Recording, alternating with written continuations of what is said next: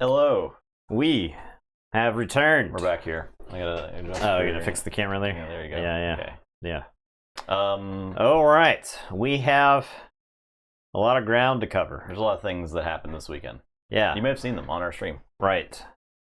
So, Kelly's Unique. Thank you for that sub. Appreciate that. Blocks them all. Good working 43 with you months. this weekend. Yeah, what's up? I guess we worked next to you. We didn't actually. Murph worked more with you than we did, but chat believes that Grim Reminders is broken. Broken. Well, we'll see. We'll see. So I think the interesting thing about Grim Reminders is it's a set with like 100 different nuanced actions. Yeah. And the more clever of a player you are, the more you get from that set. Now, I think the vast majority of people at Worlds are very clever players. And so there were lots of wacky things happening in the Grim Reminder games that we played. But that's kind of jumping ahead. There was a Grim Reminders sealed event on Saturday night. Thanks, Storm. Oh man, we got a punless Stormstorm resub for 60 months. That's very rare. Wow. A new dawn has emerged. Wow, it was good seeing this weekend. Look at that. Yeah, it was good to see you, Storm. Sorry we didn't get to chat as much. Yeah, and I'm willing to bet if you're watching us tonight, you were either at Worlds or you watched a good chunk of the weekend. Yeah, we appreciate y'all. So, hanging out. Thank you to everyone. Yeah. We got to meet so many people that we weren't sure, or we were pretty positive at one point we were never going to see. Oh, for sure. Yeah. So that was awesome. It's worth saying congratulations to the two world champs. First ever two world champions. Yeah, Donut's dad for Alliance and Dorian for Archon. And the fields that they played through to win are literally the best Keyforge players, like inarguably the best Keyforge players playing their absolute best decks. So it's not an easy. It was not an easy path to victory. No, and the Archon finals was like blink and you miss it type of thing. Because so were the Archon finals. Because the Alliance finals, right? Because the decks were so fast, yeah. right? And I think that was the Archon finals were a little bit more nuanced than necessarily what you may have seen. And Donut's dad. I think Donut's dad was a play mistake away from being eliminated. Like his opponent made a play mistake. Yeah, from in the semifinals. In the semis. Yeah, and so Donut's dad. It was real close. Caught a break. Because I think the deck had lined up in such a way where you the Winds of Exchange deck probably should have won that match. Yeah, we would have seen a scholar on scholar finals in that case, which is wild, right? Yeah, it's worth mentioning. We chatted with J Power a little bit off stream after we'd shut the stream down, and J Power had been advocating for scholar for a long time. Yeah, I think he switched to it from the mass mutation stuff. So I do think there's this very interesting alliance metagame, right? You've got the Ginka decks, which are the boogeymen. They're the ones that everybody seems convinced that they cannot be beat. And sure enough, one won the World's Championships, but I think Mass Mutations is good, right? I think Mass Mutations is good if you expect that you're running into a bunch of combo decks, because you got tools with Mass Mutations to just absolutely dismantle the combo decks. The problem with Mass Mutation decks, I think they get punished really hard by the Winds of Exchange brews. They do, yeah. And so I think Scholar decks can race the Ginka decks in many ways, because the Ginka decks have to sell out on the board control. And they sometimes. get disruption in their Unfathomable. Exactly. However, I do think the Scholar decks are probably in an underdog to much of the rest of the field, if that makes sense. I think the Scholar decks in a field where Jinka isn't a threat and people can play other varieties of things will probably be brought in line. Is maybe brought in line a bit, right? Yeah. That's what I'm hoping to see, is that Martian Generosity limit one copy. I think Jinka existing as a 1-in-1 is still fine, and I think that could open up some really interesting combo decks still. Yeah, I mean, double generosity is obviously a problem. It's possible you want to unmarry Key Abduction to the rest of the format. I think this is actually a good tangent here, where we can talk somewhat about the Q&A. That wasn't on our stream. I think Archon's Corner did a stream some of that. And they did a Q&A basically after the awards were handed out where you could ask questions. And a lot of the questions were kind of punts. Yeah. They basically said, we'll let you know in 4 to 6 weeks. So a lot of it kind of boiled down to this, that Worlds is done, and they want to go back and look at the numbers worth of stuff, right?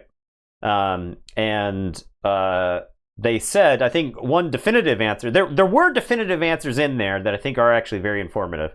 And the stuff they dodged on tells you something as well, right? What they said they did not want to do was they did not want to disrupt once a season was in swing. Yeah, so that's why they didn't change anything about Alliance in the last 6 months. Right, so despite the fact that virtually the entire field would agree that something needed to change in Alliance for it to be better, they said they were not going to make any changes to it in the middle of a season. So, that is informative, right? If they keep that philosophy, yeah, right? Right. Yeah. Now, a lot of the very good players, J Power, I think, foremost amongst them, are working on treaties to give over to GG saying, this is what we think is healthy for the format, and this is what we think is bad. And so be on the lookout for those over the next couple of weeks, because I think they're going to probably make some splashes in the community. There may be some like group letter, like open letter stuff that you could sign and stuff like that. So if you've got opinions about Alliance, then I think the next couple of weeks are going to be the time to deliver it. And it's still probably, I mean, when do we actually expect Vault Tours to kick up again? I would say probably around Grim Reminder's release, March. I could see that. Right? I could see that. You could have one off season, right? Like it's after. Yeah. Let the new year sink in a bit. Maybe February, but probably March. I would assume. Yeah. So yeah, we'll need to keep an eye on it. Now they didn't actually mention anything about Vault Tours next year. I mean, I think they want to not overpromise again like the one time, right? And that's what I think they were trying to avoid. They're not going to announce anything unless they have papers signed and like we have this hotel booked for this date. I mean, then they'll show this. So it's just a matter of they don't want to say we're going to have 10 Vault Tours and they end up with 8. So I don't think they ever want to hear the phrase "yet another broken promise" or something like that, right? So like that's what they're desperately trying to avoid. They're going to stop making promises, even if the promise is like 90% sure. Yeah, they can't say things anymore. Right. So that's where I think their head is at with a lot of that stuff. Is that they don't want to promise something that they have to change last minute. Yeah, which is understandable, right? So I gotta say, in summation, in total, for that weekend, I felt really, really good. Yeah, I felt positive. That was definitely the most positive I felt about Keyforge in quite a long time. I think it was the most fun event by a long shot. It was definitely the hardest event by a long shot. Yeah. If you didn't hear, I got bounced in 2 rounds. I think I played 12 total turns of Keyforge in the Worlds. At Worlds before getting bounced. I was actually, I think, the first person eliminated. Now, that isn't. That is because I low rolled Comphage in the first game, and I mean like low rolled into not a great matchup. And then in the second game, I think I was on the wrong side of something that I was favored on. So from there, the game was just kind of over. Yeah, I went 2-2. I did end up. I got knocked out by the person who eventually got second. So there's that, and we had a really close game. And I think if like my draw were slightly different, I could have beaten him, right? Because it was Scholar. Yeah, I mean, I think really I was gonna say, I think the Berserker deck actually fares well. So yeah, and the double Adult Swim and all that stuff. Like I just had a pretty bad draw order, but we still had a pretty close game, all things considered. Odd Monster, you got some nerve showing your face here after eliminating me from Worlds. Just kidding. It was a good game. I think your deck trounces mine. I think I mentioned that to you as much. I do agree. I think the restricted list shouldn't be so restrictive on Dakota, on Worlds Collide. Worlds Collide's got to change, right?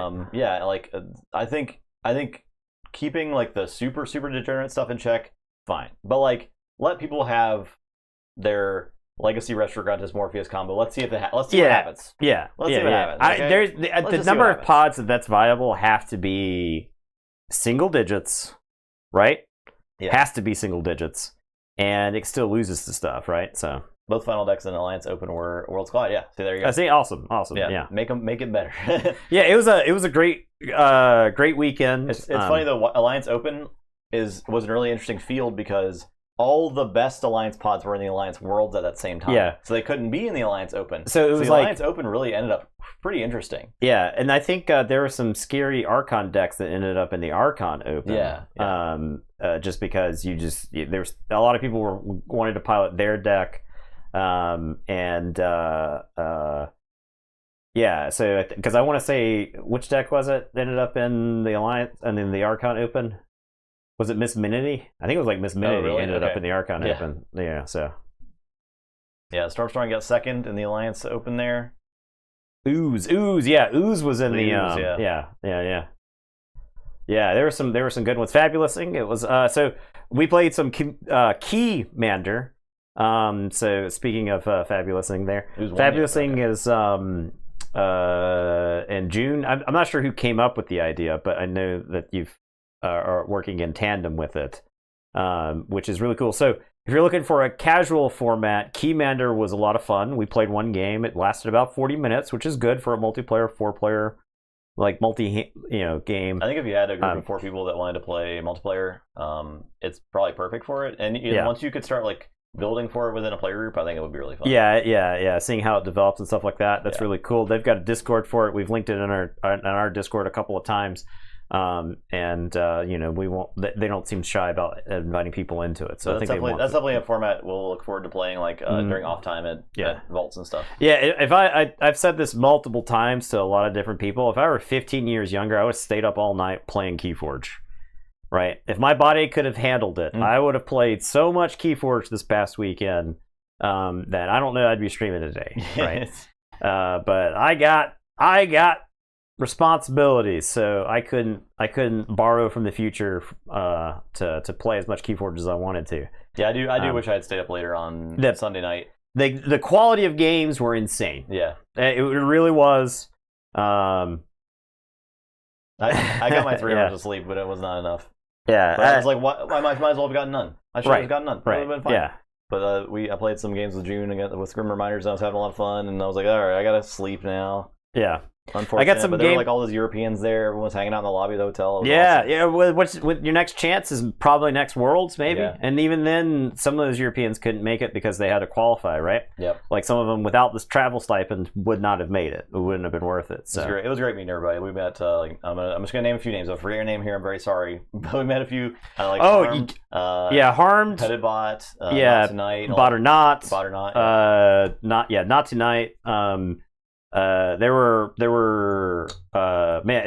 there's too many, and there were like Americans we hadn't met. Yeah. Which we got to meet. Osram Taleka. They're it was great. We got to see people from the other Vault tours again. It was just it was a really chill a time. I mean, what we got to Menagerie. Actually, let's kick it off with some Menagerie. Yeah, that sounds good. Because Menagerie was available there. There was a Menagerie deck in your gift bag, a lot like Unchained last year. So I'm going to play my Menagerie deck, which I think is like pretty good. I didn't get a chance to play as much Menagerie as I wanted to, and I wanted to play a lot. And I played a fair chunk of it. I'll try this deck. I'm cracking it open. All right. So, do you have the card cam? Is the card cam on? I might be able to get it on. Okay. All right. Give us 1 second. We're gonna try to get the card cam on so you can take a look at some of these Menagerie decks. The Menagerie treatment. If you didn't get to see it in person, I'll try showing it off here. We'll let. There's a void. We've got a void. Chill. Relax. It's all right. I'm relaxed. I'm relaxing. I've relaxed too much. I'm just gonna go sleep. No sleep. I'm still catching up.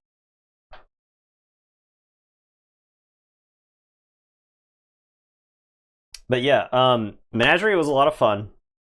It ended up being more fun than I expected. A lot like Unchained.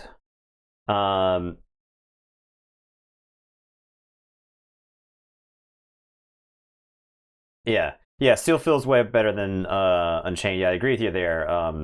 Fabulousing.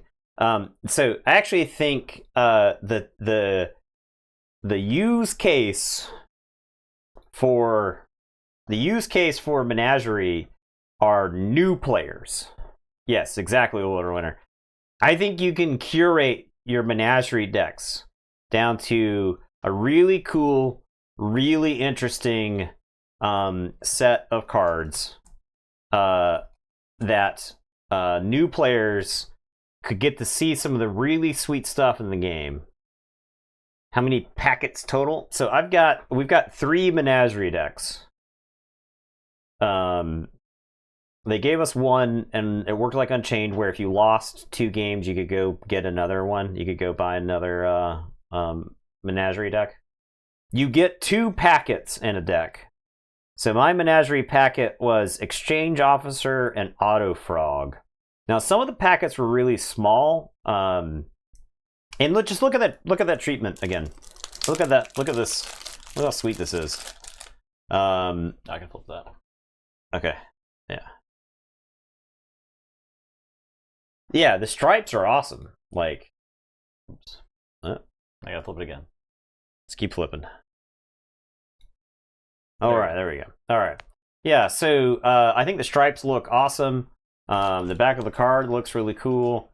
I love this treatment. It's very clear that they really stepped up their game when it comes to graphic design for some of this stuff. Yeah, so. they called out their graphic designer a few times in the Q&A. It sounds like they've been doing a lot of work, and a lot of work like for one person to do. Also, let me move that away. Sorry, slapped the card cam. All right. Now, Justin and I did not open any Geistoids in our decks. So, the reason we're playing Menagerie decks. Our Grim Reminders decks. The reason we're playing Menagerie is because my Menagerie deck has Geistoids in it. So you'll get to see some Geistoids in action.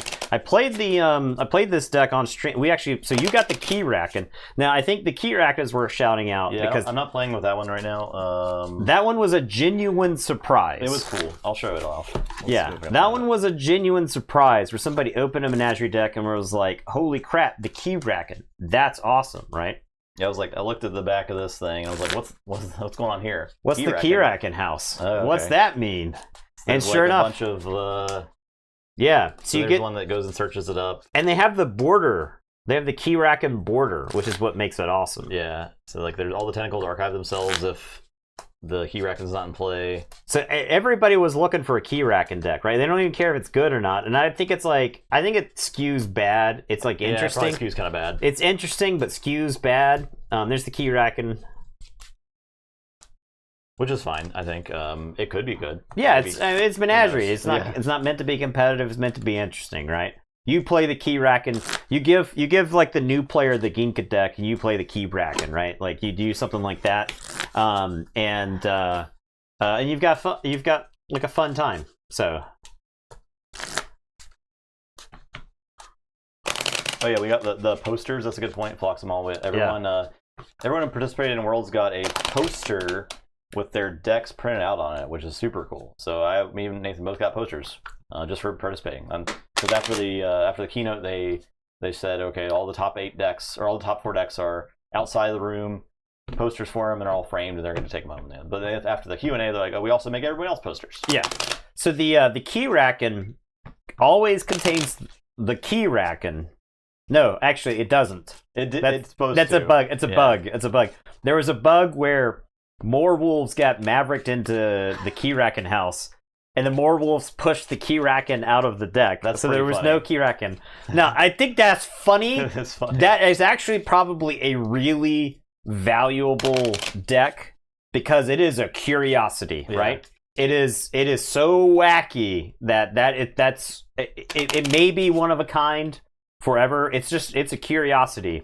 And so if you're a collector of just broken things in Keyforge, things that don't work, that is, then that Key Racken deck's got to be something. But it is got the Key Racken, and then the other cards are random. There's one card that goes through your deck and finds the Key Racken. I think that's always included. But the other 10 cards are random assortment of tentacles, actions and artifacts that are all inspired by the Keyraken. Or sometimes lifted straight out of it. Who's trying to sell it to the Moorwolves team? That's yeah, exactly. Cool. That's right up their alley. Where are you gonna get a Keyraken Moorwolf? Okay, House Keyraken Moorwolves. That's gotta be awesome looking. These tokens are probably largely unimportant. A lot of the time these decks came with a token, and there was like one card that made a token. Yeah, I can generate one total token in this deck. So 6, 7. I will go first. Okay. So you're doing Untamed, Unfathomable Saurian? Yep. All right. If there was a Keyraken help Rod pay bank for it, that could definitely happen. Yeah, it'd be rare as hell, right? Yeah, the Menagerie decks I think were the pleasant surprise over the weekend for a ton of people. Yeah. I think you could argue it's because expectations were rock bottom for them. And that's fair. That's fair to a degree. But I think it even surpassed low like if you had moderate expectations, I think they surpassed that. Yeah, I think so.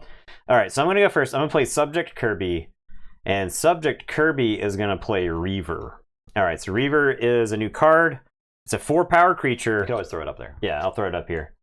Here's a new card, Reaver, 4-power. It's got Enhance, Capture, Discard, Discard, and an After Reap effect where you move 1 from a friendly creature, and if you do, you discard a card. So you move 1 from your creature to your pool. So it's a full list of Grim Reminders. It's been spoiled. It's probably close. It's probably pretty close. You can see a lot of them on the keyforgegame.com and the Master Vault because they were scannable. So I'm gonna exalt and kill that Kirby with his Damosaurus. I'll Symposium.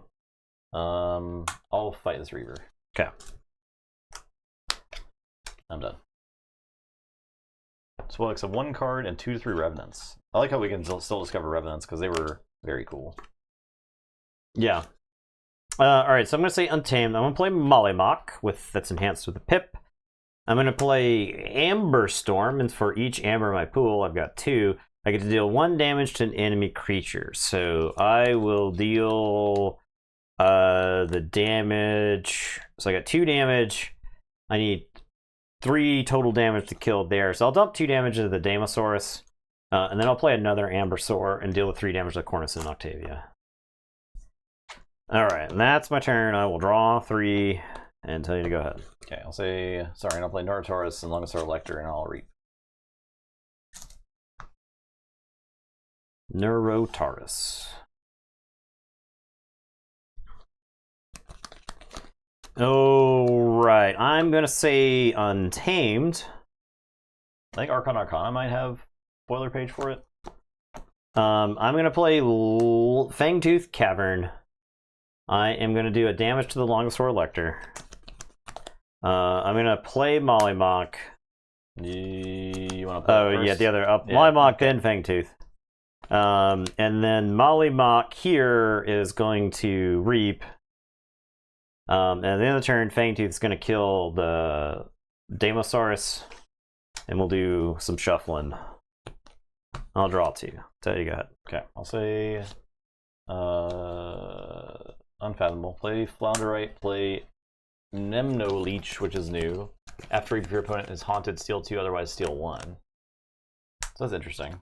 Play Drawn Down, so look at the top 3 cards of your deck.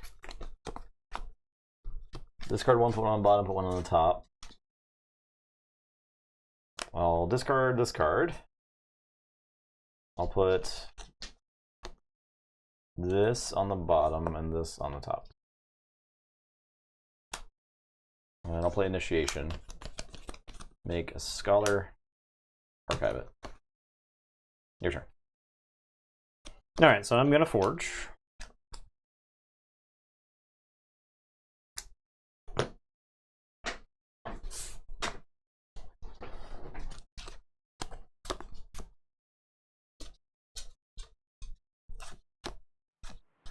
Stormstrong gifted a tier 1 sub to Fabulous Thing. Thank you, Stormstrong.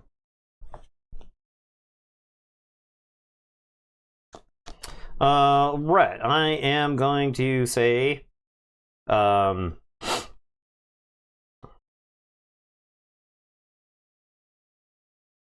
am going to say Star Alliance. I'm going to play Tactical Officer Moon. This on the right flank, so I'll leave Tactical Officer Moon there. I'm going to subdue Longosaur Lecter. I am going to Photon Blast. I'll do the damage to Longosaur Lecter, and then do the damage again to Longosaur Lecter with one splash. So the Scholar dies. And that did... Scholar was my hunting witch. that did kill a creature, so I'll make a token. I'll make... Oh, yeah, so no. I gotta do this correctly, because I actually don't want this token. I haven't looked at it yet. I want to do the damage pip to the token to kill it. Okay. And then I'll Photon Blast right here. It's funny, I don't want a token. He should only have 2 on him, I think. Yeah. And Longosaur Lecter should only have 2 on it as well. There we go. Okay, so that way I don't get a token. So that at the end of the turn I can Fang Tooth and kill the Mimo Leech. And I will draw 3 and tell you to go ahead. Okay. I'll say Untamed. I'll play Ritual Balance and Cephalus and Ambermancy. To remove power counters from things. I'll play Warfaline. Play /after fight. Shuffle the top 5 cards of a discard pile into their owner's deck. Maybe I'll just discard the card. I don't really want to shuffle these cards in my deck. Would you like to reshuffle BR Geist into my deck? No. I'm just gonna discard this guy. I'm done. What houses should you choose for your deck? It's a great question. Only you can answer that question. Geistoid's insane. Geistoid is really like good, if you want power level, but we're gonna be playing some of the other houses tonight, so feel free to take a look at some of these houses, see what they're doing. Mars seems insane. Mars does seem cool. Honestly, every house seems good in this set. I don't know what the weakest house is. Maybe Unfathomable is the weakest house, but I don't think it's like so bad that it's like irredeemable. Yeah. So, okay, here we go. I am going to say Geistoids finally, and I'm going to say boo. I'm sorry, chat. I didn't mean to scare you. This has a discard icon on it, so I'm going to discard a Medic Ingram with a capture and a damage pip, and then I'm going to discard the top 10 cards of my deck. 1, 2, 3, 4, 5, 6, 7, 8, 9, 10. Okay. I have discarded this awesome Ecto Charge. Look at this beauty. Look how sweet this Ecto Charge is. It's insane. I showed everybody I could this weekend, so I apologize if you've already seen it. It's bonkers, though. That is sick. Here's a Blernian Hydra. This is actually showing off a new card here, too. This I don't think this was spoiled before this weekend, so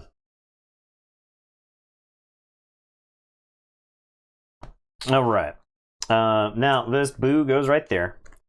I am going to play Mehmet.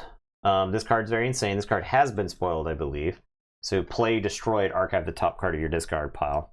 So I'm gonna play this and archive this boo. I am going to play a Reaver that's enhanced with discard card on it. So it's also enhanced with the Amber Pip, so I get the Amber Pip, and I'm going to discard this Hystricog. And then I'm going to play the Grim Reaper himself, an actual Geistoid. We'll put the Grim Reaper right here. The Grim Reaper enters play because I am haunted. I'm going to reap with the Grim Reaper. I'm going to remove, I think, Tactical Officer Moon and Neurotaurus. I'm going to purge them. I think Neurotaurus is on the verge of doing something that I don't want him to. So I'm going to draw up to 6.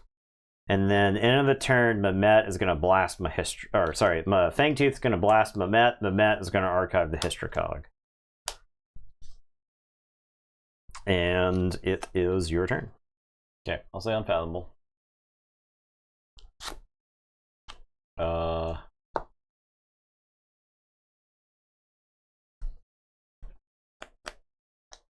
not doing anything that insane. I'll reap. I'll play Dive Deep, so I'll discard your top card. And I put a creature that shares the house with that card on the bottom of its owner's deck. I'll put the Rim Reaper on the bottom. And I'll play the Weak Link on this Mollymawk. Oh, this creature is exhausted. Your keys gain +6. I'm done.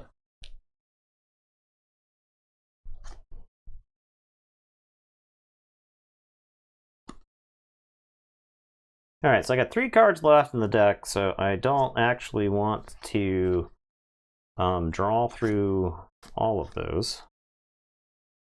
I guess we could say Untamed here. Oh, I could... you know what? I could go for a little bit of... God, so this is why I love this set, by the way. Okay? I'm gonna say Geistoid, alright? I have 1 Geistoid card in hand. Normally the problem is you're not gonna get anywhere through your deck. You just play 1 card, right? So I'm gonna play Plow Sword, which I don't know if it was spoiled before this weekend. This has got a capture icon, so I'm gonna capture onto the Reaver. It's got a discard icon. I'm gonna discard Helmsman Spears, who is in the set, I think. Yeah, she is. And this has action, put a creature in your discard pile on the bottom of his owner's deck. If you do, deal 3 damage to a creature. Okay. Now, I am going to Reap with the Reaver. Move 1 from a friendly creature to your pool. If you do, discard a card. So now I'm going to discard another card. I am going to discard Tribute Collector. Now, this is the Maverick for my Exchange Officer. So, this is a Star Alliance Tribute Collector. Okay. I've now gone through 3 cards, right? I feel a lot better about that turn. And so I am going to say check with 6. We're going to untap. I'll draw these 3. Fangtooth is going to kill Flounder. Flounder is going to kill Reaver. Okay. I'll say Untamed. I'm going to use Virtual Balance, steal 1. I'm going to play Spore Gorger, Panpaka Jaga. Came Back Wrong. So I play a creature card from my discard pile and attach Came Back Wrong to it as an upgrade with the text. This creature gets -2 strength and gains poison. -2 power and gains poison. Came Back Wrong. This card is very cool. It is cool. I think Flutterite's actually a pretty decent target for it.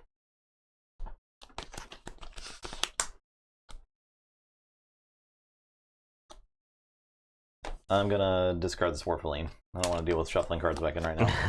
I will Reap with Cephaloist. And I'll say check with 6.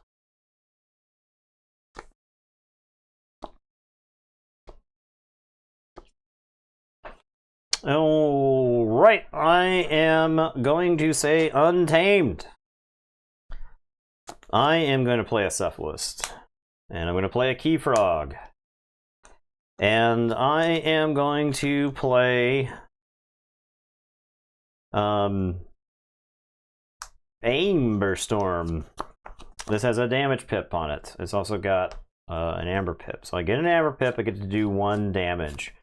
I am going to do a damage to I guess the Spore Gorger. There's only 1 power also. That's only 1? Forge right now, yeah. Oh, yeah. All right, so I'll damage Pip the Flounder, right? That's going to kill the Key Frog. The Key Frog's going to die and forge a key for me. No, I don't want it to forge the key because I need to resolve the Amber Storm. Oh, yeah. True. Yeah. So that's going to die to the Fangtooth then. So well, you could kill it with the Amber Storm damage also. Yes. Fangtooth, but yeah. I'll do so I've got 6. You still need to do the damage pip too. That's the damage pip, so that's 7 then, right? Mm-hmm. So I'll kill the Spore Gorger and Panpaka Jaga.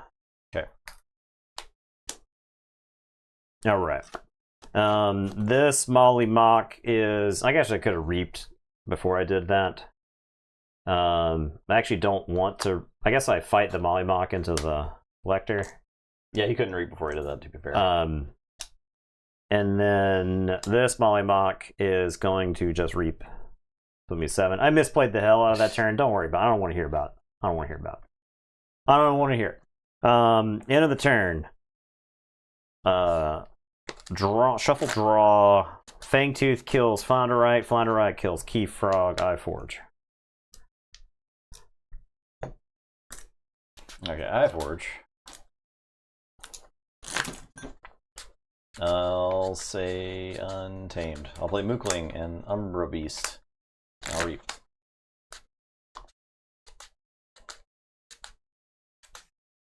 I'm done.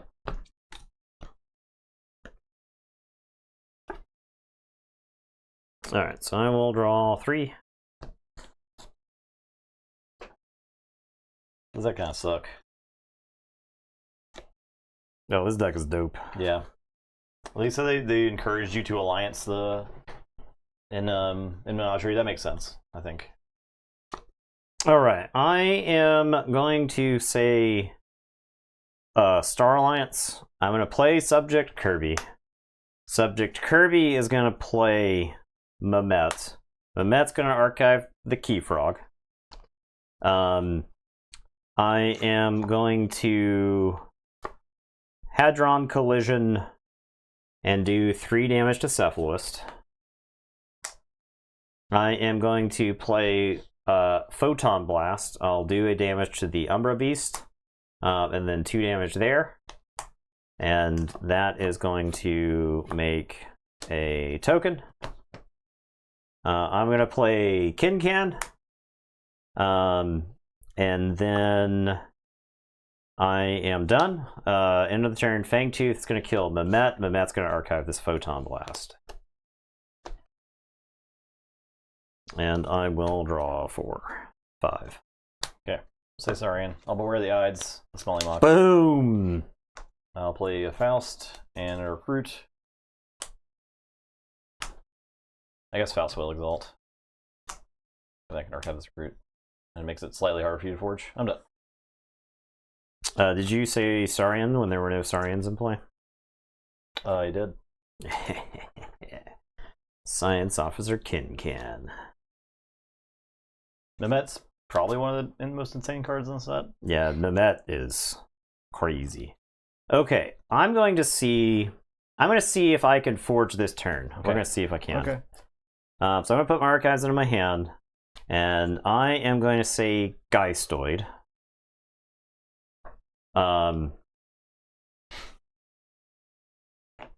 All right, we're gonna play Boo,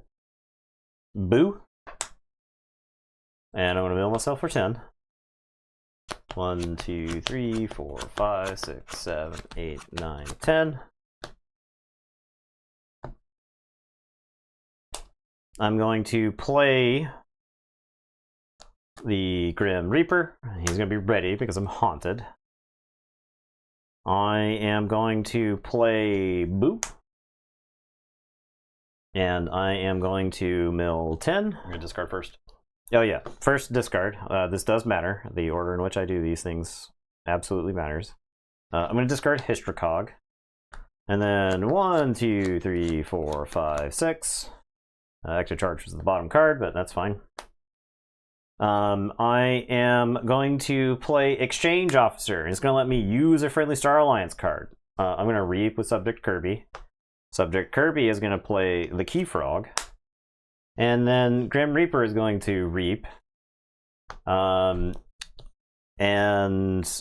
don't actually get to forge here because... Oh, no, I get to. Grim Reaper is going to purge the Cadet and the Scholar.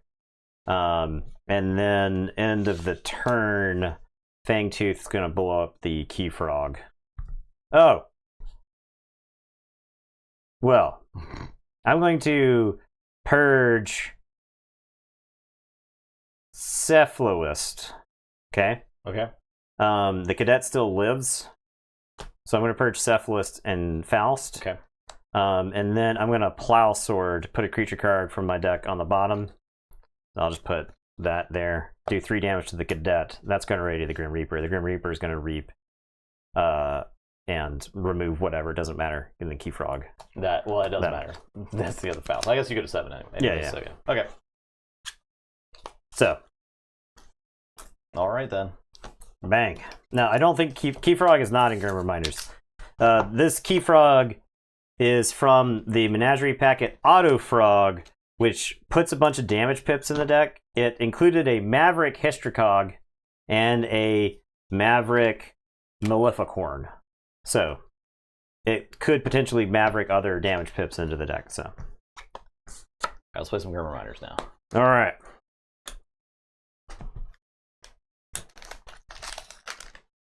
All right, this is my Grim Reminders deck. Fontamai of Chupbach. I think it's a treat. Very well. Oh my god, we don't have tokens that we have to keep track of? Yeah, it's pretty great.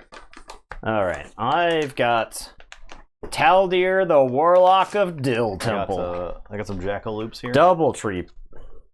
They smell pretty good. Pumpkin and cinnamon. Ooh. Come here. 2 treats. The other packet, and so Justin you had Saurian Laws. Yeah, it's pretty bad. Saurian Laws and something else. Yeah, pretty bad. Saurian Laws and Dark Discovery. Yeah. So, not exactly known for its synergy. I had no efficiency in all of the deck. Yeah, whereas Geistoid has like crazy efficiency. Geistoid may be one of the most efficient one of the most efficient houses that's ever existed, right? Yeah, maybe. Like, it's pretty crazy. Yeah, it did, because he just mills himself every turn, right? Or it puts something random under. Well, actually, yeah. Like Plowsword, right? That does. I know that one, right? So, yeah. Unless it's a token.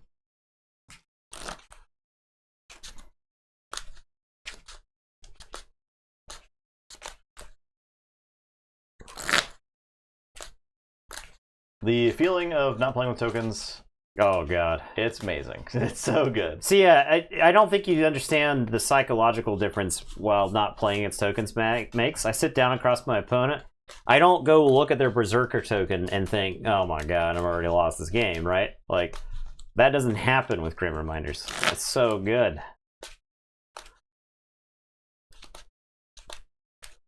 This, the set feels closer to, like, Mass Mutation. Yeah. Right?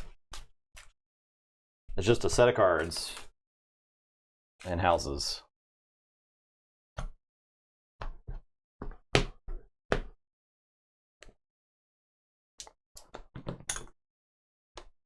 Seven. 3.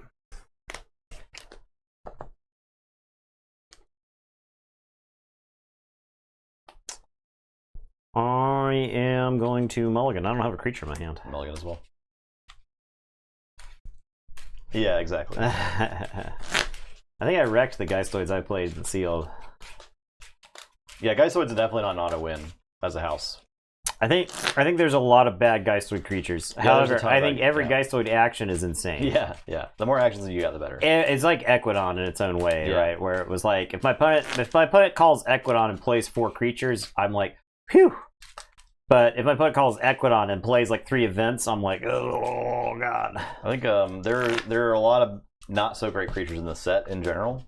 A lot of houses. Guess what? You don't have to play them. They just get discarded from your hand. And a lot of them have scrap effects, so they're kind of like actions, kind of like mini actions. Second, double Mimruxed.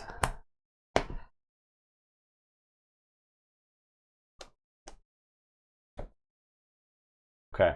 Yeah, like a medium power creature with a scrap effect is super interesting, actually, right? All right, let's see. I'm gonna play walls. I'm done.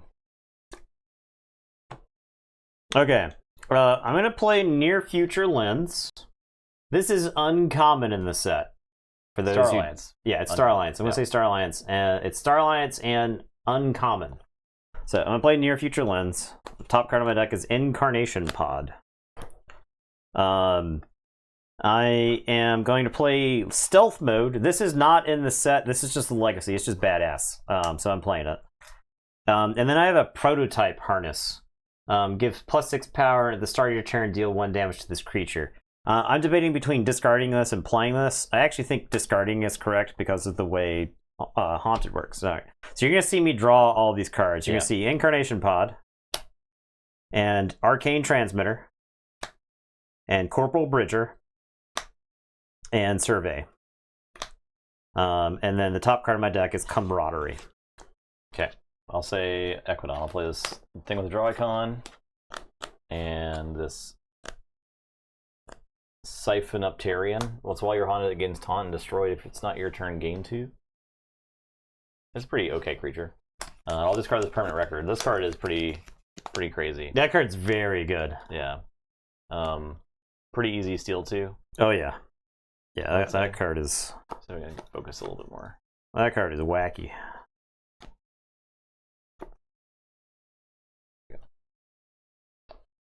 But I can't play any reactions this turn, so I'm done.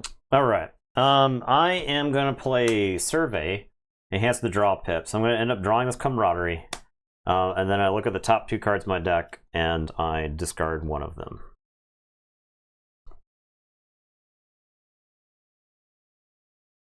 Okay, I'm gonna discard Uncommon Currency. The top card of my deck is Put in a Spin, which. Lose 1. If you do, choose a house and discard the top card of your opponent's deck. If that card belongs to the named house, gain 4. So I think this card is very funny. I don't think it's particularly good, but it is funny. It's good against the opponent's near future lens. Yeah. Do I want to near future lens this? I think I just want to try it next turn. I'm gonna play Corporal Bridger with a draw icon. Top card of my deck is Call of the Void. I'm going to play Camaraderie. This doesn't do anything here, but it does have a capture icon. You've generated no amber. I see. I see that you have generated no amber.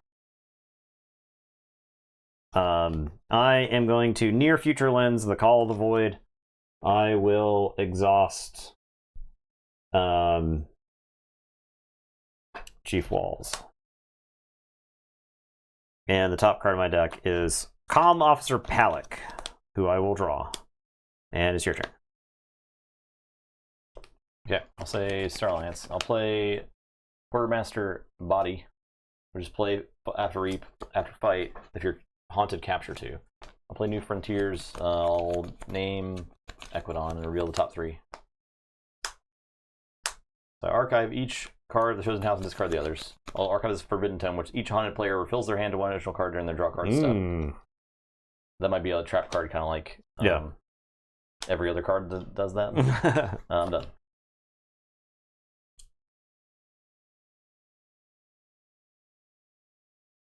All right, I've got 6. Alright,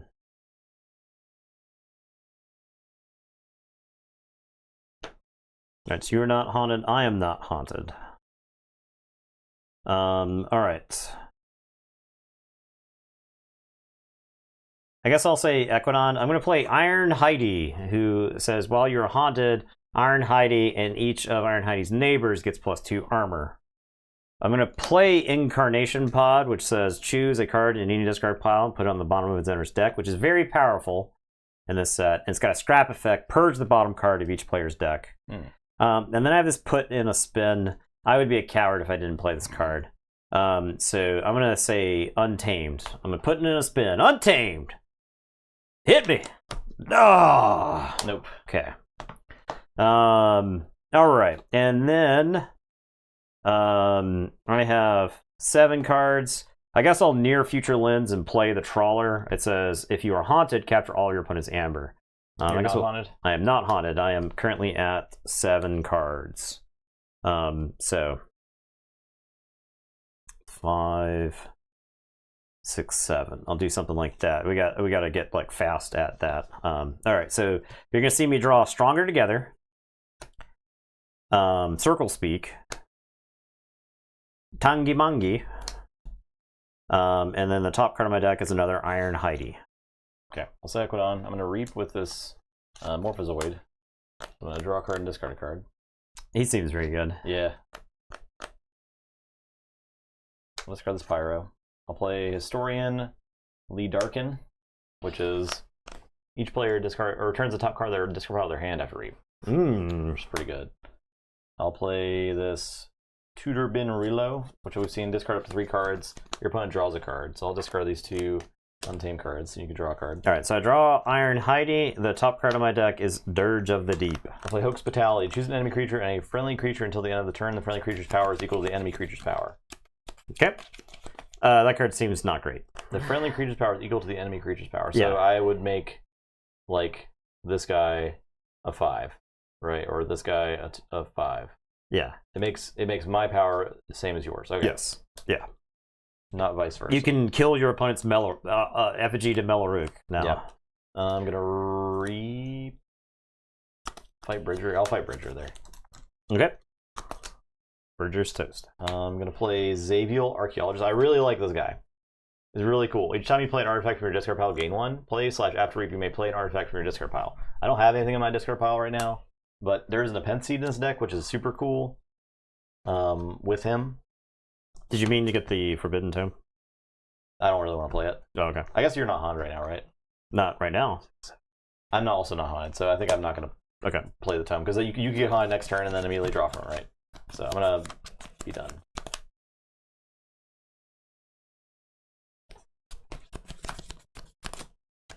Okay. So you have 9 cards? Yep.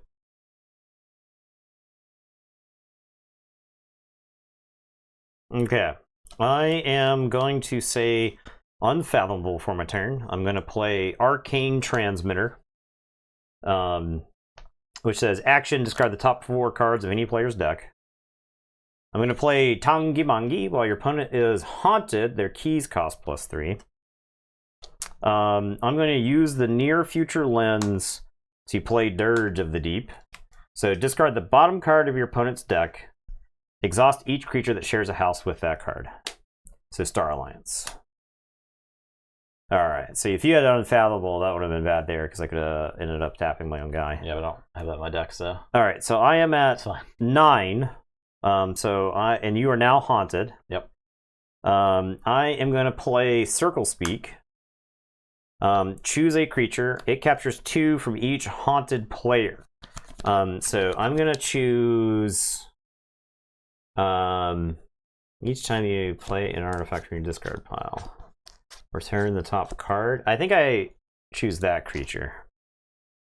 Alright, now I am haunted. And then I'm going to play another Circle Speak. That's going to capture. Don't need to worry about this anymore. And then my Trawler is going to crash into there. And I will say my Trawler actually lives. I'm sorry, because he's got armor. He takes 2. Because of Iron Heidi. So actually, I want to play Tangi Mangi on this side to make it harder to kill. So, okay. I'll say you see the Under Pressure. I'll say check with 11. You'll see me draw Under Pressure and Gem Coat Vendor and Security Detail. And then Wacolia is on top of my deck. Okay, I'll say Equidon, I'll pick up the archive. I will play Trade Secrets. I'm going to draw a card. Then I'm going to discard 2 Equidon cards. And seal 2. Yep.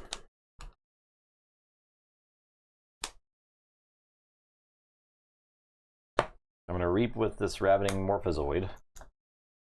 And draw a card and discard a card. I'm going to discard this Nepenthe Seed. I'm going to reap with Xaviel and play this Nepenthe Seed and gain 1 for playing an artifact from my discard pile. And then tutor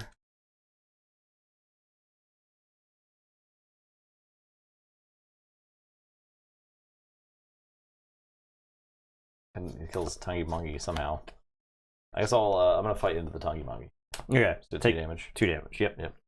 I'm done. Tangi Mangi. Alright, we're going to say Equidon. So I Forge. Let's go, Pog was awesome. You and such treat getting the cast Archon. Nathan, you 2 are the peak of the craft. Thank you, Fudgener. Thank you, Fudgener. It's good seeing you this weekend. Yeah, great work this weekend. Yeah, we were quite the team. Yeah, it was a lot of fun. Murph and I played on Sunday night. I played against his Dark Tidings deck. His Dark Tidings deck is pretty cool. So, all right. I am going to play... I'm going to say Equidon. I'm going to play Iron Heidi. I'm going to play Gemcoat Vendor. Combo! Iron Heidi makes Gemcoat Vendor be able to use his ability and not take damage. Yeah. All right. I'm going to play Security Detail. So a friendly creature and each of its neighbors capture one. So I'll choose Tangimangi, Iron Heidi. Plural are going to gain Amber. All right. Incarnation Pod. What do I want to... like these circle speaks? These circle speaks seem gross, right? Just start stacking those up at the bottom. So I'll Incarnation Pod and choose Circle Speak to put on the bottom of my deck. Choose a card in any discard pile and put it on the bottom of its owner's deck. Yeah. And then I'm going to Near Future Lens to play the Wacolia. And then Iron Heidi.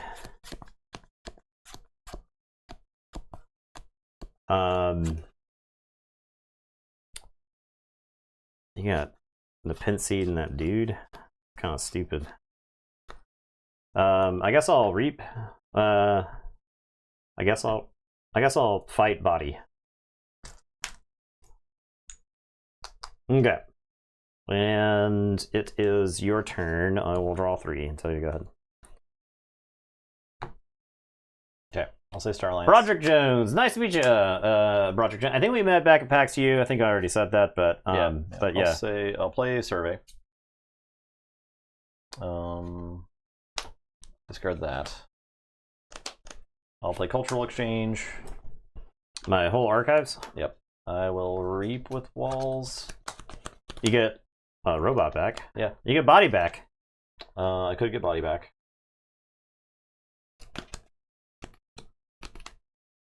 I can also get Pyro back. I'm gonna get Pyro back. I'm gonna play Pyro on this guy. Okay. I am done. Okay. Oh, I'm sorry. You're supposed to see this Arcane Transmitter here. I drew Kariki Germinator, Gemcoat Vendor, and a State Seal last turn. I don't know if that would have changed your turn. I don't. Doesn't matter. I am going to say Equidon. I'm going to play another Gemcoat Vendor. I'm going to play a State Sale, purge a non-creature card from my discard pile. I'm going to purge this Camaraderie. If you do, gain 2. So get out of here, Camaraderie. I am going to use Arcane Incarnation Pod to put the other Circle Speak on the bottom of my deck. I'm going to use Near Future Lens to play Arcane Transmitter, number 2. This one is enhanced with a discard. I am going to discard Stronger Together. You see Tachyon Manifold. Gemcoat Vendor is going to action steal 1 from you and take 1 damage, but it's going to go onto the armor there. Iron Heidi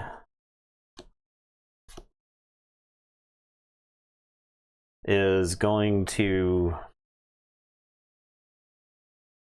You got some people I don't want hanging around. Okay, this Iron Heidi is going to fight the Siphonomancer, or Siphonoterian. So, you gain 2. I gain 2. Yeah, that's fine, that's fine. Heidi is going to die. I'm sorry, Heidi. And then Heidi is going to take out Zavel, because Zavel and the Pinseed's kind of gross. We're going to take care of that. And then that'll be it. I'll say check with 8. I will ready up. I'll draw a Tachyon Manifold, and a Covetous Hema, and a Modular Exoskeleton. And the top card of my deck is going to be a Siphonoterian. Okay, I'll say Untamed. It's a Knight! It's a knight. This is a knight. Siphonopterian is a knight. I'll play this Grave Pixie with a discard icon. Ooh. I discard Witch of the Spore, scrap, deal 3 damage to an enemy creature. I'll do 3 there. Okay, so she takes 1. I'm gonna Nepenthe Seed back the stupid ass witch.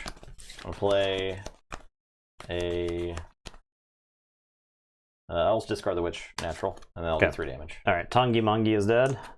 I will play Ghost Tree and discard a card. I'll discard this Lieutenant Halasta. Scrap stun the most powerful enemy creature. Okay, so one of the gem coats. There. Okay. And then I will play Spooky Charge to, if you're haunted, forge a key at current cost, shuffle your discard pile on your deck. Oh. I'll forge. I shuffle. And then I'm going to play, each player shuffles their discard pile into their deck. Okay. I'll make you shuffle.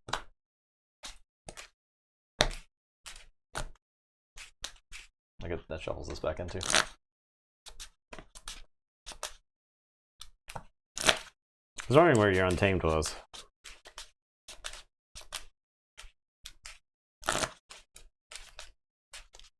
Unfortunately, I had to crack the Nepenthe Seed there. I didn't really want to, but I didn't really want to have to.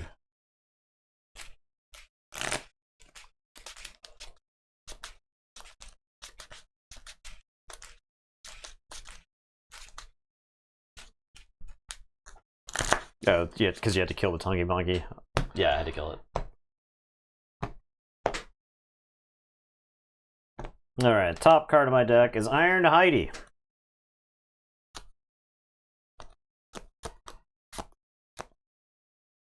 Okay, my turn? Yep. Alright,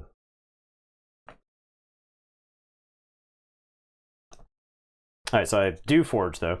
Yes.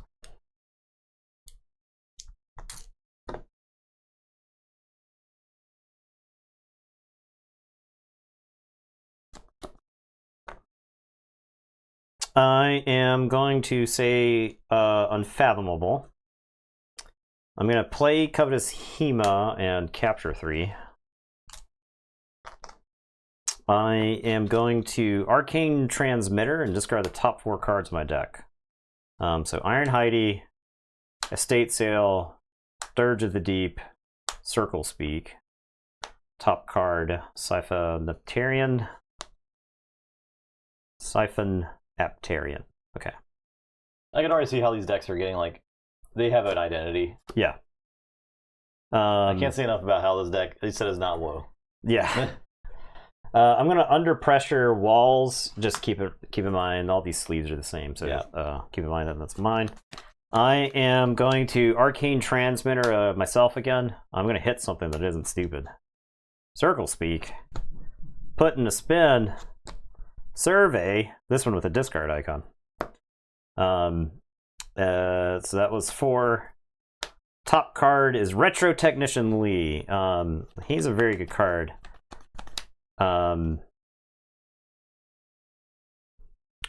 So I guess I near future lens him into play. He doesn't come into play ready. If you're haunted, he comes into play ready, and after Reap, you can play a creature card from your discard pile. So he's kind of insane. Security Detail is the top card of the deck.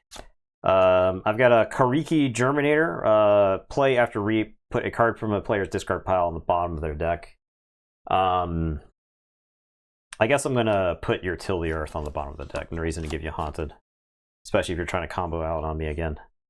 Okay, and it is. Oh, I got these. All right, I'm gonna Reap with Wacolia and Trawler. And it is your turn. Okay, I'll say Equidon. Draw Security Detail, Tangi Mangi, and top card of my deck is Stronger Together. Actually, I'll fight Wacolia. Okay. And then I'll draw a card, discard a card. I am at 5-9. I will play Permanent Record and exhaust Ghost Tree to steal 2. Stolen. I cannot believe that tree is. The Ghost Tree's art is super cool. I would play a playmat of that would be sick. It's awesome. I'm gonna play Siphon up Tyrion. Ben Tuner, Ben Raylo. I'll discard some cards here. And I draw a card. So I'll draw the Stronger together. I'm going to discard Pyro, Mimicry, and Lieutenant Holastos. This is on the most powerful enemy creature. So I'll do that guy. The other gem code vendor. Stay away from my gem codes. I'm done. Neutron Shark Gang. That's the best picture. Pretty good. There's probably a Neutron Shark playmat out there somewhere.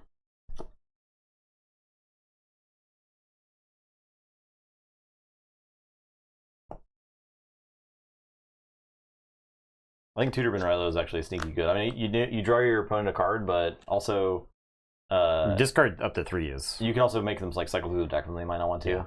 Yeah. Discard up to 3 is really powerful. All right. I am going to say Equidon. I'm going to play Security Detail. I am now haunted. I am going to capture here. I'm going to play the Tachyon Manifold. I'm going to Near Future Lens to play the Stealth Mode. When you draw your opponent in stealth mode, it sucks, but, you know, otherwise. I'm going to Security Detail, and we'll Security Detail here, I guess. What, you want Amber?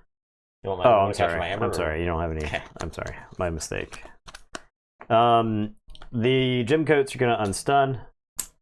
And then Iron Heidi just reaps, I think. Reap. And then Incarnation Pod. I'm going to put the stealth mode back up on the bottom of the deck. Alright. I'll say check with 7. It's your turn. I'll draw. That deck in general seems pretty good. I mean, Near Future Lens is just a stupid card. Just a dumb card. I think that automatically elevates Star Alliance to, like, top tier in the set. Yeah. It played an extra card every single turn. It just does that. Plus, there were, like, ways to manipulate. Cards. Yeah, exactly. There's so many ways to manipulate the deck. Yeah. I mean, like, you shuffled, and you actually got, like, a dumb creature, right? And after you shuffled the discard pile in the deck, and I was like, okay, well, I'll just mill myself. See if I can find something else cool. Yeah. Alright, I'm gonna try this one. One more game of Grimmer Menagerie all night. This was my favorite of the 3 I got.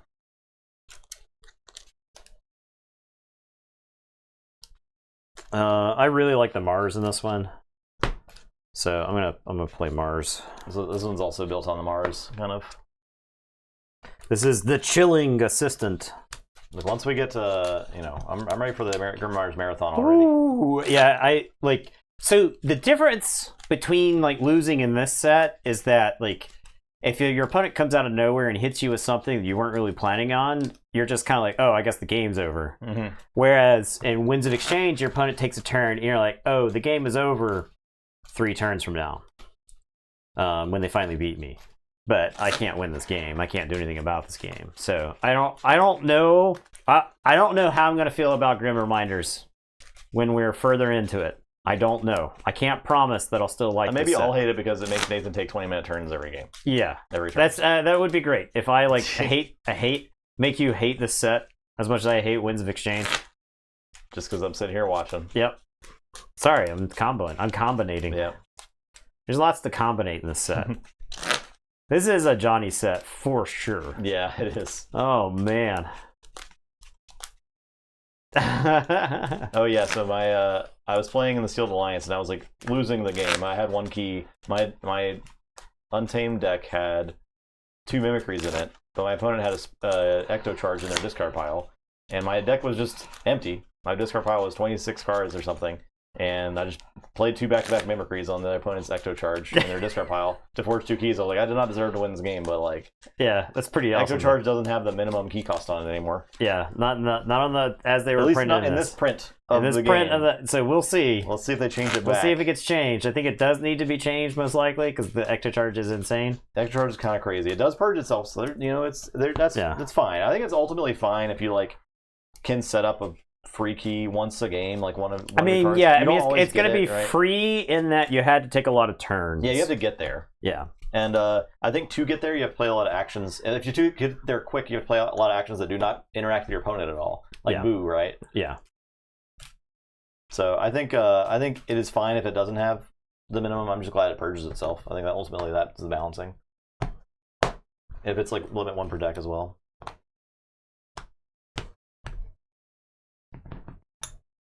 Six. 9. All right. Combinating. I'm ready to combinate. Is this a keeper?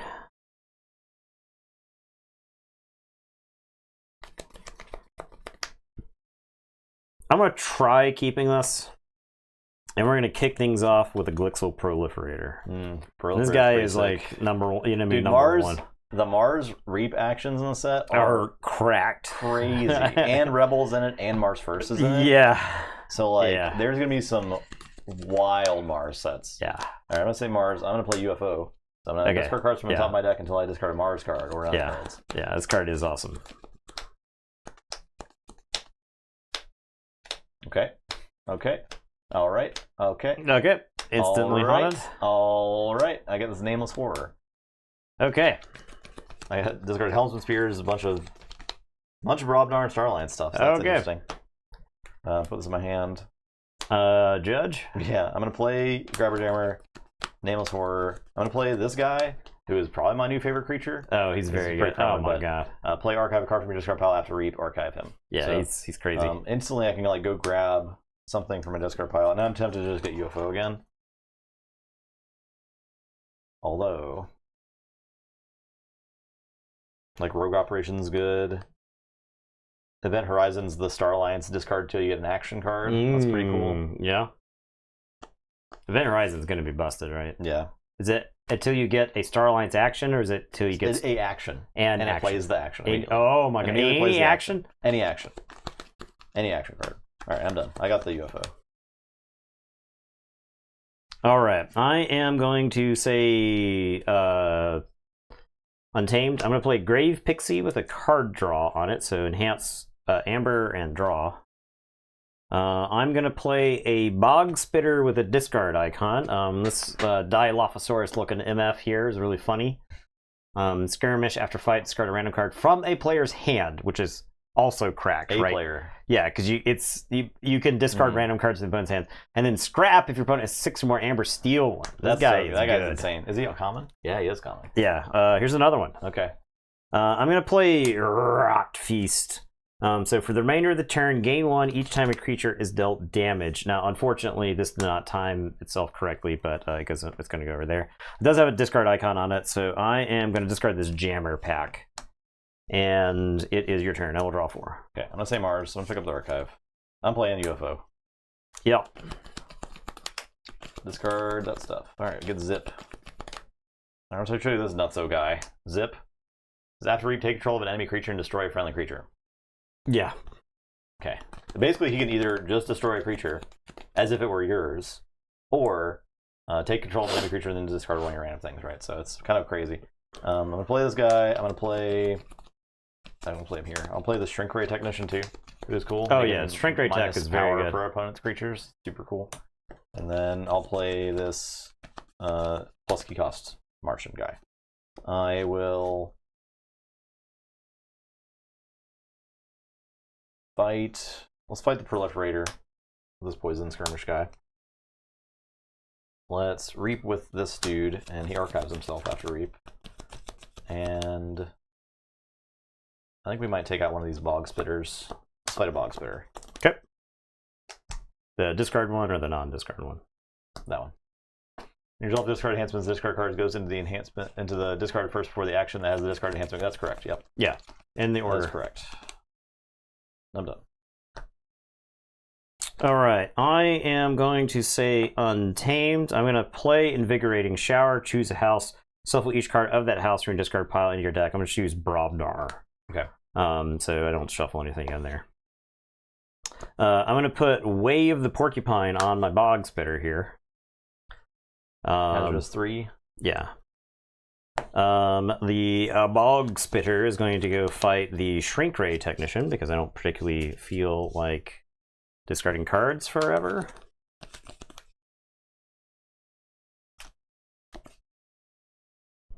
I'll discard Lagak. This is a legacy, by the way. Legacy Gak. Yeah, it's pretty funny. It's super good in this set. Yeah. It's super good. Okay, and then the Grave Pixie is gonna Reap. And it is your turn. I will draw to you. I'll tell you to go ahead. All right, I'm gonna say Mars. I'm gonna pick up the archive. I can't think Mars is so freaking good in this set, dude. I'm gonna play Plague Wind. So until the end of the turn, each non-Mars creature gets -3 power. Super cool card. Super cool. I'm going to, I guess I can Reap with a Zip first and take your Grave Pixie first, and then destroy it, so I don't have to like destroy my own creatures. I Reap with Zip. I take control of this.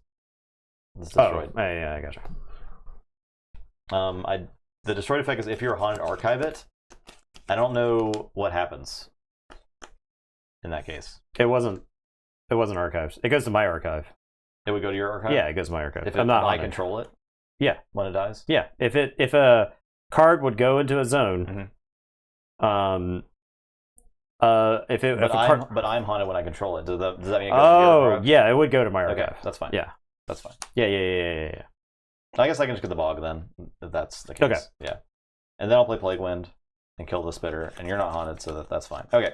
And then I'm going to play this guy and archive a card.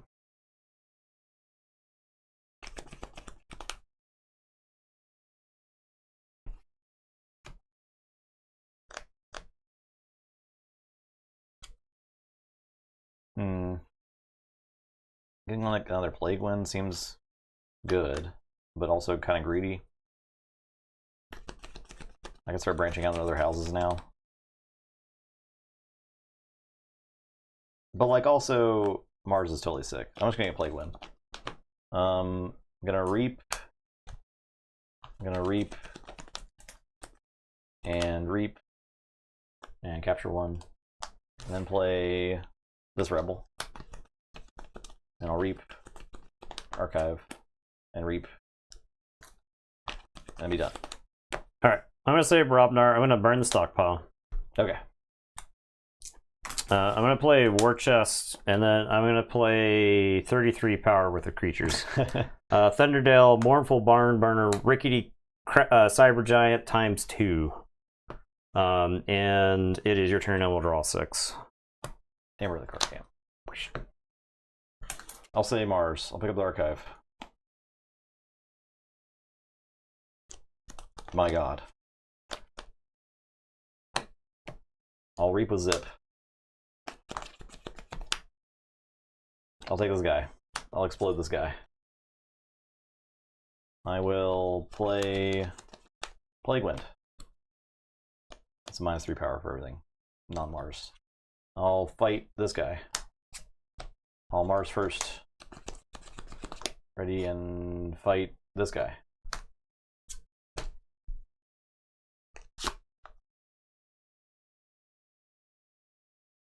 I'll play this thing.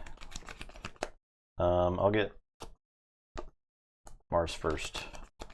Archive it. I'll Reap with Rebel. I'll Reap with this. I'll Reap with Grabber Jammer. I do love seeing Burn the Stockpile back. I'm done. Okay. I'm going to say Untamed. I'm going to play Common Cold. Please do something else with your time. Okay, finally. Please do something else with your time and mine. I will draw one. I'll Forge. Boom. I need to draw some first. Star Alliance.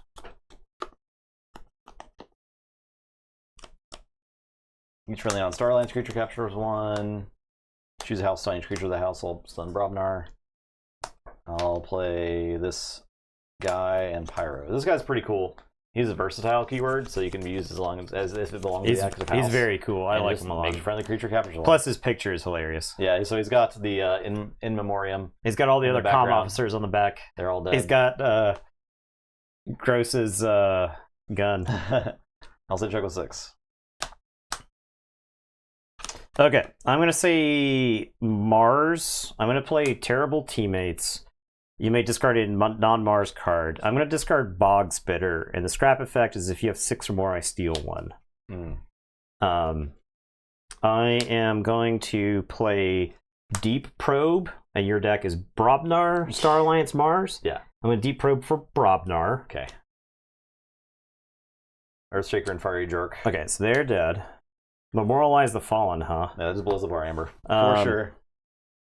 I am going to play Don't Believe Your Eyes. If you are haunted, a creature captures 2 from its own side. So I'm going to choose Pyro, and it's going to capture 2. I'm going to play UFO, and I probably should have played this first, but I don't know. For an airlock, so I'll play the airlock. And it is your turn. I will draw 5 and say check with 9. Okay. Robinard is. I'll memorialize the Fallen. I'll blow up all my Amber here. How many creatures you got in the discard pile? It's probably 9. I'll discard for all it's at least 3 box splitters. 1, 2, 3, 4, 5, 6, 7, 8. Sucker! I get to keep an Amber. Idiot. That's a pretty good card. I'm done. I draw 1 more. Alright, my turn. Yep. Alright, here we go. I am going to say Brobnar. I'm going to play Omar Skullface and Blunderbore and Brick Nasty. And we're going to unstun Thunderdale. And we're going to play Cacophonous Riots. Ready and enrage a creature and each of its neighbors. We're going to ready and enrage each of these. They're all mad.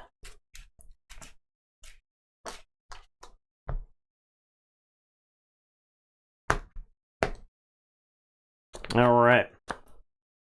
Thunderdale is going to fight Comm Officer Palik. And splash attack 5. And I gain 1 for Brick Nasty. And I'm going to War Chest for 2, because there were 2 creatures killed in that fight. And then I'm going to Reap twice. And I'm going to say check with 9. And it's your turn. I will draw 4.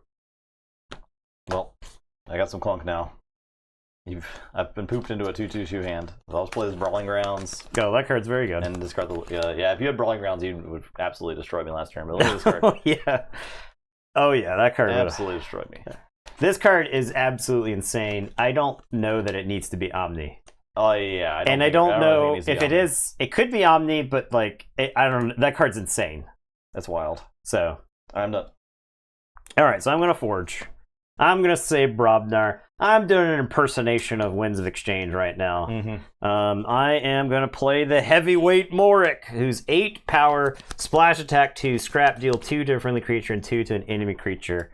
And then I'm just going to read 4 times. Boop, boop, boop, boop, boop. And it's your turn. So you check with 7. Okay, I'll say Star Alliance. Draw 1. Eddie was fed earlier, yep. I'll say... I'll stun each creature that shares a house with 1 or more of its neighbors. Okay, well, that's the whole board, I suppose. Boop, boop, boop, boop. Boop. I'm going to play Essence Entangler. Minus X power, X is the number of amber on this creature. Most importantly, I have a discard icon. I'll discard the Strength from Diversity. And I'll play Grand Alliance Council, so I'll choose that guy. Okay, everybody else is dead. Okay, so that's actually a good meta card, right? The Grand Alliance Council? No, Essence Entangler, yeah. Yeah, I guess so. It's pretty good, like, not in the set, probably. I am done. Okay, so I'm going to Forge. Okay. I am going to say Mars. I'm going to play Shrink Ray Technician and Distant Void Prober. Now, this is just a funny name. It is a funny name. Who trying to get their void probed? I'm going to play Dr. Zizilafrex. Now, this is the Rule of 6 guy with the Rebel and Zip. And the Zip. Yeah. You can Rule of 6 because this lets you play a Mars creature from your discard pile and ready it. So it lets you play the Rebel. Play Rebel between it and Zip. Yeah, and then the Rebel readies them. And I think it's in play ready too. So you get like so much amber out of that. Yeah, it's a lot of amber. Like, is that 6? No, it's like that's a lot of amber. It's like 18. And you can steal all your opponent's creatures. You have to fight with Rebel. Oh, to discard? No, you can discard it with a Zip. Yeah, Zip. You can you can roll a 6 with just Rebel in this guy. Yes. Yeah. In fight, but the Zip is no fighting required. Yeah, so. Zip can just dump it. You can fight with Rebel as well as use Zip to steal all your opponent's creatures at the same time. All right, I'm going to play Plan 10. This is a very cool card.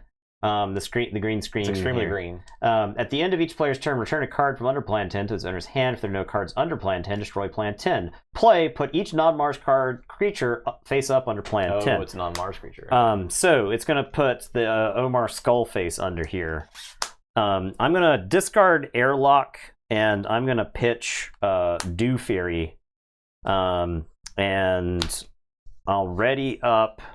I will draw these 4 and then reshuffle. Then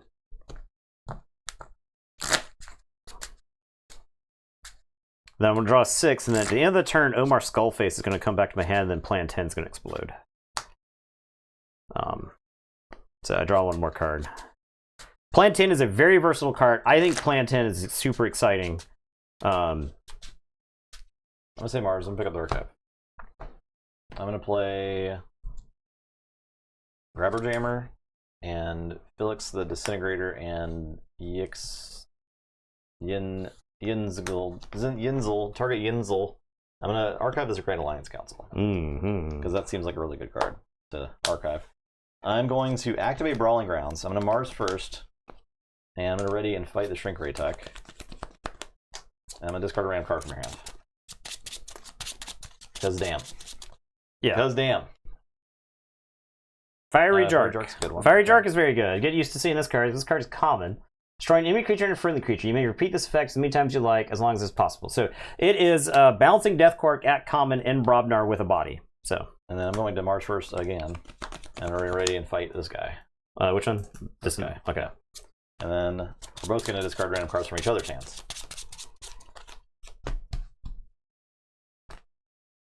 Witch of the Wilds. Yeah. I didn't know that card was in the set. I'm done.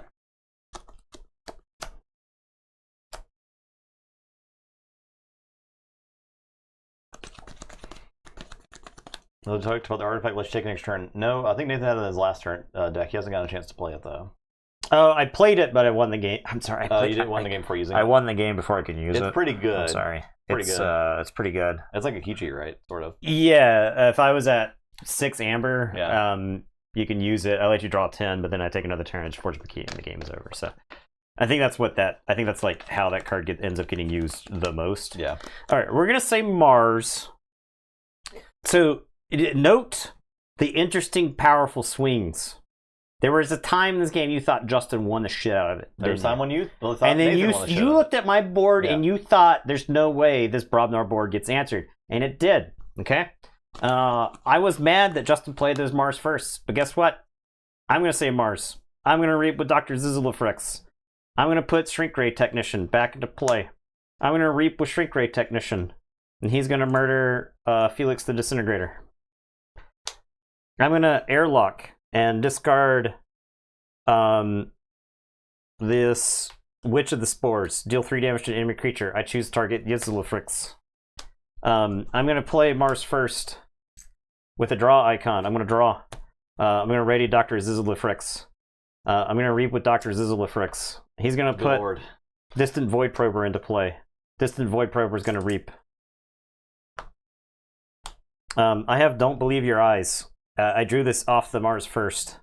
So I could have, but I guess I'm not haunted. So anyway, that's going to get discarded. I'm going to say check with 6. I'm going to tell you to go ahead. I'm going to draw 3. I can't stop it. Ooh. I just have some Brobnar guys. But look at that. Look how interactive that game was. Yeah. Look at the power on display. The raw potency. Oh, man. This is a deck that I keep wanting to play more. It's a long time since I've had an Archon deck that I wanted to keep jamming games with. Yeah. I think the Brobnar is probably the weak link of this deck. The Mars is like super fun. It's like really fun. Yeah. I mean, the Mars is alliance worthy, right? Maybe it's pretty good.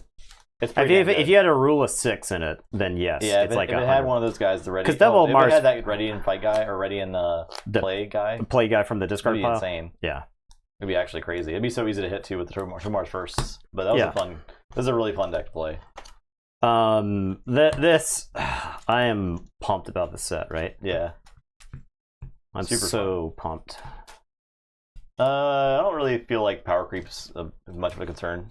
I think this set is probably going to be one of the hardest skill testing sets. I think so too. Yeah.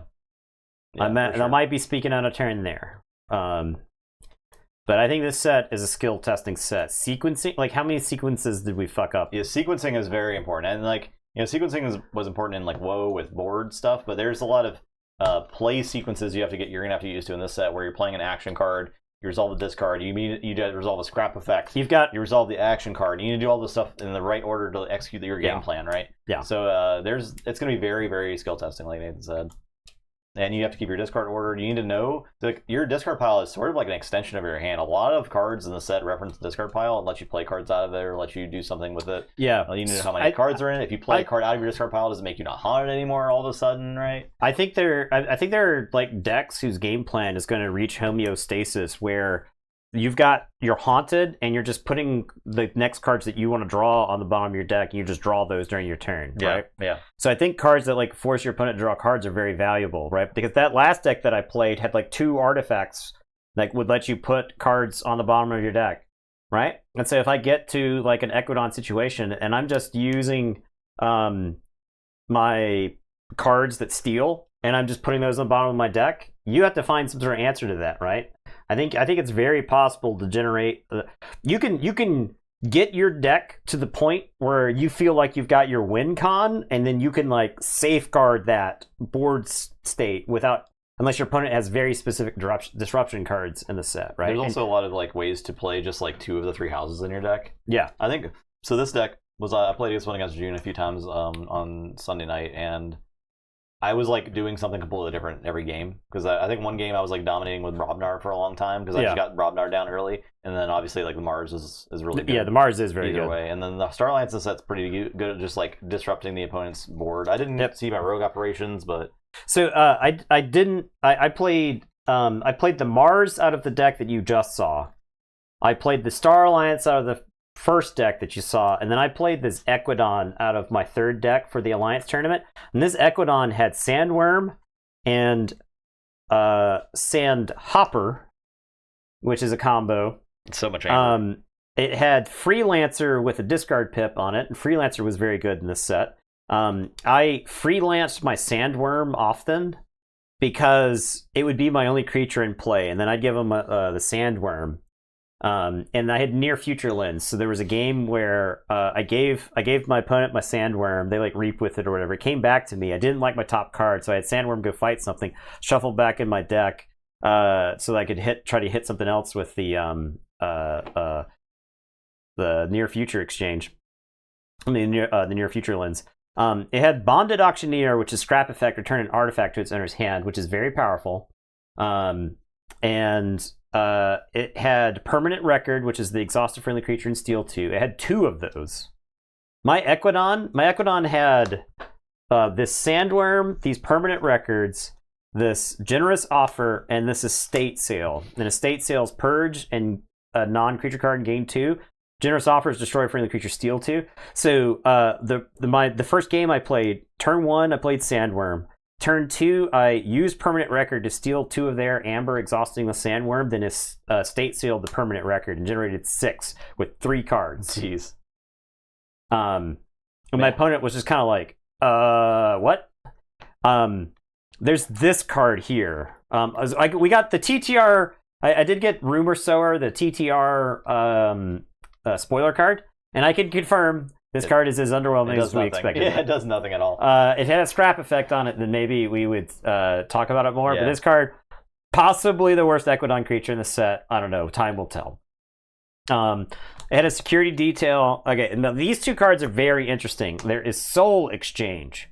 choose a player, return the topmost creature from that player's discard pile to their hand, destroy a creature controlled by that player. There's a lot of stuff happening on this card, and none of it says if you do, okay? So if your opponent has no cards in their discard pile, you can use Soul Exchange to just kill a creature on the table, all right?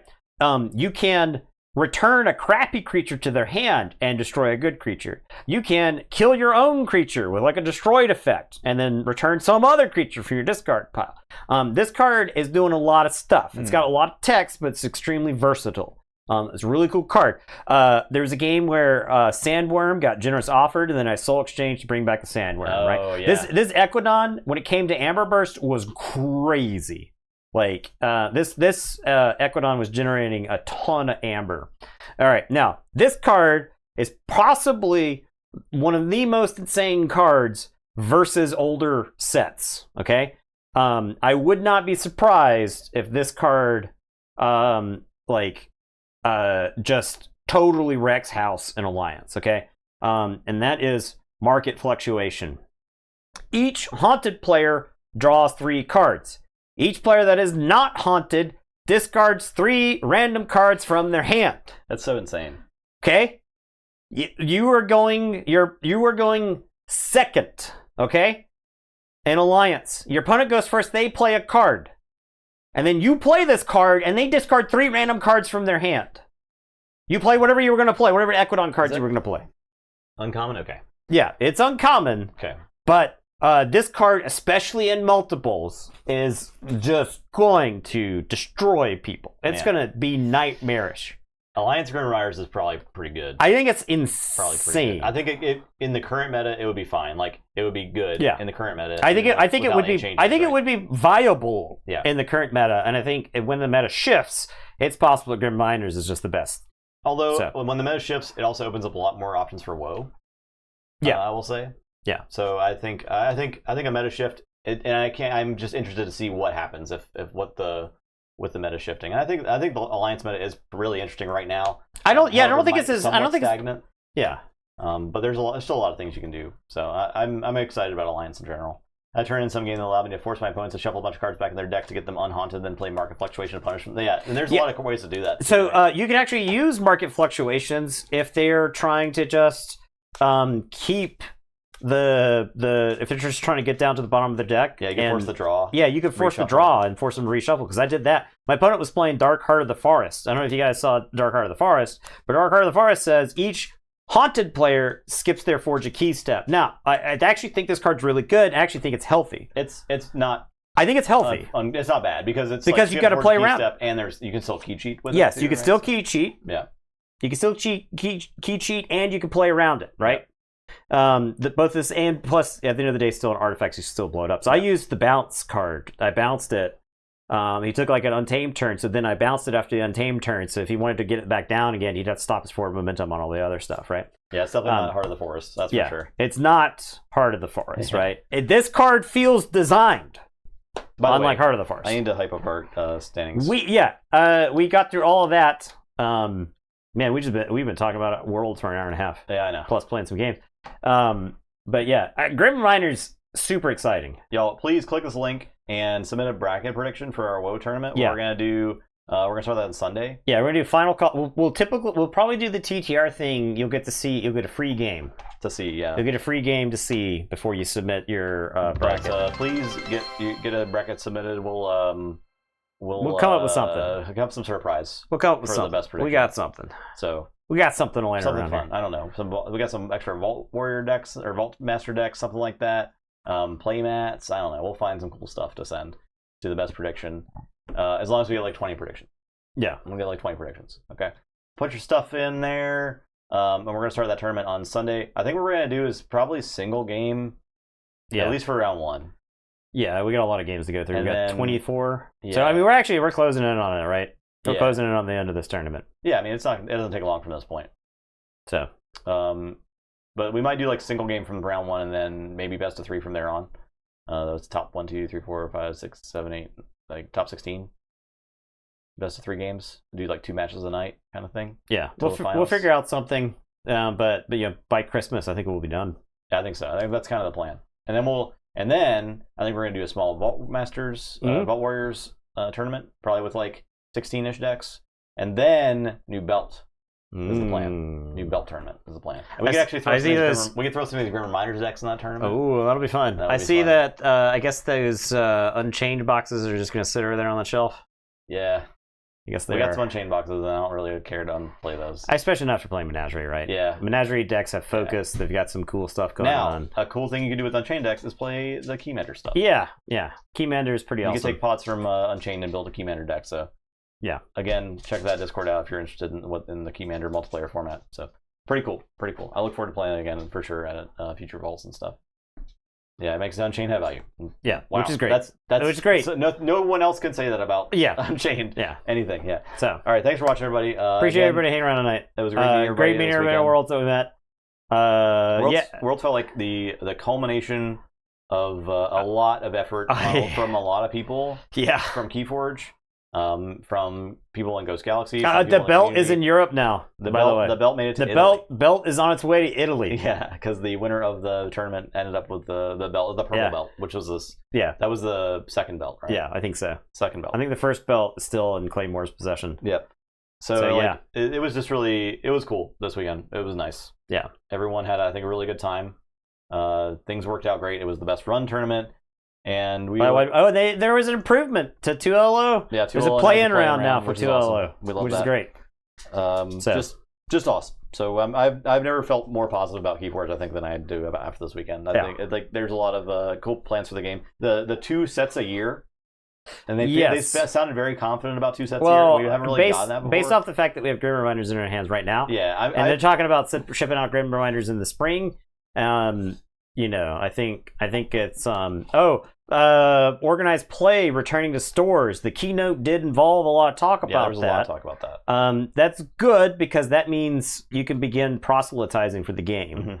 Mm-hmm. They mentioned that trusted members of the community can get some OP kits, right? So if your local store isn't willing to go the distance and order a kit for you, you can actually order those kits through Playstyle. Yeah. They're going to do a rollout for Playstyle to attach to organized play. So that's awesome. They did ask Christian a question about if they plan to do crowdfunding going forward, and it sounded like he wasn't fully committed to crowdfunding. The thing is, if they could get to a point where stores want to buy Keyforge, yes, then they could stop doing crowdfunding. But right now, if they just did a release to distributors, they probably wouldn't sell nearly as much. No, that's the problem. That's probably why they're crowdfunding right now, because they need to drum up interest first and show stores that they can sell their product. Because right now, stores probably can't sell their product.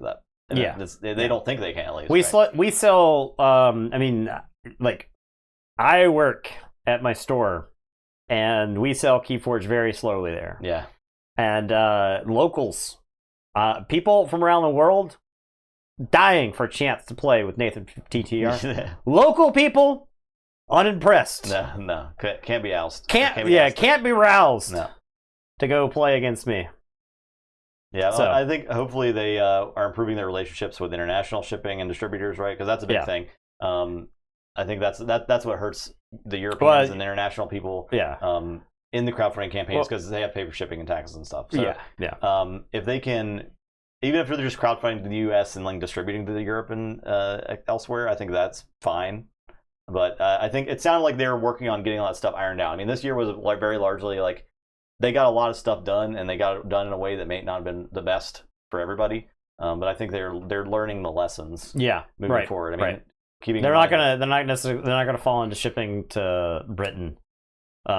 For all of EU, right? Like the way Brexit worked. So, yeah, it was good playing against you, Mertani. Did we play this time? We did, right? We played Unchained. Yeah, I didn't get a chance to Mertani. Mertani ginked me. That's what Mertani did. A classic. He ginked me with the what's his face is the Menagerie decks. So yeah. I think I only had to play like casual against Dave and June, and then and the Keymander. Yeah. Which is when we played against Linus Sue. Yeah. He was pretty funny. Yeah. Okay. Thanks for watching, everybody. There you go. We're out of here. We'll see you on Sunday. Bye. Fill out a bracket. Goodbye.